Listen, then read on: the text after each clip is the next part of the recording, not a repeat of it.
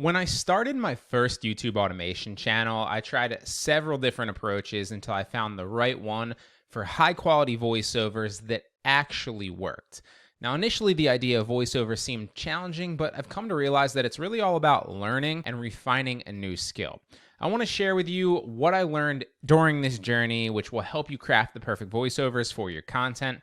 After all, the voiceover is often the most important part of the YouTube automation video because people will actually tolerate bad video graphics if the story in the video and the content within it is good. But they won't stick around long for bad audio, so here's 5 things that you should consider when you're creating your voiceovers. First things first is deciding who's actually going to be the voice of your content.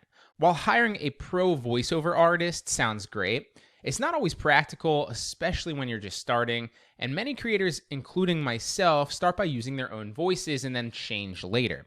After all, who knows your content and the voice that you kind of want to speak through better than you? Although you can obviously outsource in the future, but you can do that right from the start as well. You can find high quality voiceover artists on places like Fiverr, Upwork, and a number of other freelance websites. Now, a common worry if you do plan to record your own voiceovers is that you're going to be recognized. If that is a concern for you, you don't have to worry because there's an easy fix. Video editing softwares like Premiere Pro or even ones like Shotcut that are free can tweak your voice without really messing up the sound too much. That way you can remain anonymous without losing clarity. A quick YouTube tutorial that's like 5 minutes on how you can alter your voice slightly in Adobe Premiere Pro, Final Cut Pro, Shotcut.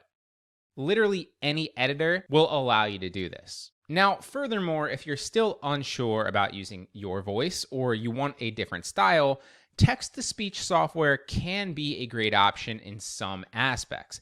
I've used Microsoft Word's Read Aloud feature because it's free. It actually works pretty decently, and it's pretty straightforward to use. You just literally highlight it, right-click, and have it read your script while you record it. Now, for recording the audio, I'll use Screencast-O-Matic while it's actually reading, and that is a tool that lets you record up to 10 minutes for free. You can upgrade and pay the fee if you want to constantly record videos that are longer than 10 minutes, but you don't have to. Now, keep in mind that while recording AI voiceovers with things like Word or ttsreader.com, or Murph is another good one that's paid that I recommend, it will jeopardize the long-term potential of your channel because, in my opinion, people tend to connect more with human voiceovers overall, although I'm no stranger to understanding the fact that when you're just starting a channel and you're trying to test different niches, test different videos, and kind of see what works and hope that if you get traction, you can't afford to always go out and spend every single dollar that you have on a voiceover artist, on graphics, on a scriptwriter. And so you can somewhat cut corners where you can, and this is one of those places, but keep in mind that it is not optimal, even though you might be able to get away with it. Now, once your voiceover is recorded, whether you outsource it to somebody, whether you record it yourself, or whether you do an AI voiceover, you'll need to obviously tidy it up a little bit, right?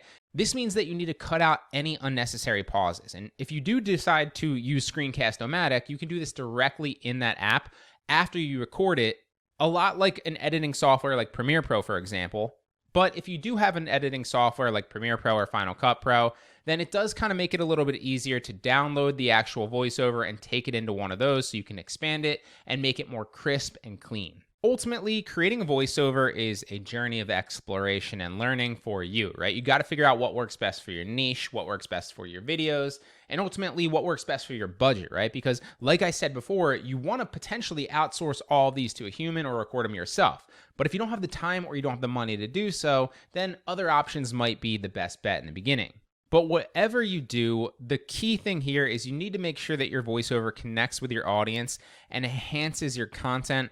It's a simple yet powerful way to actually bring your YouTube videos to life. Do not sleep on this. The voiceover, in my opinion, is the number one most important thing after the content.